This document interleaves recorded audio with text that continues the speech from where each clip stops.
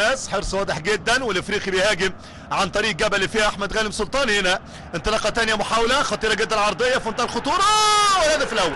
مش ممكن، لا لا لا، هو ايزي شال الخطير، خطير جدا. اول اداء في المباراه، اول اداء في المباراه في غفله من الاثنين بتوع قلب الدفاع، سواء الصفتي او محمود فتح الله. والافريقي التونسي يشعل ملعب استاد رادس تماما ويسجل اول اهداف المباراه.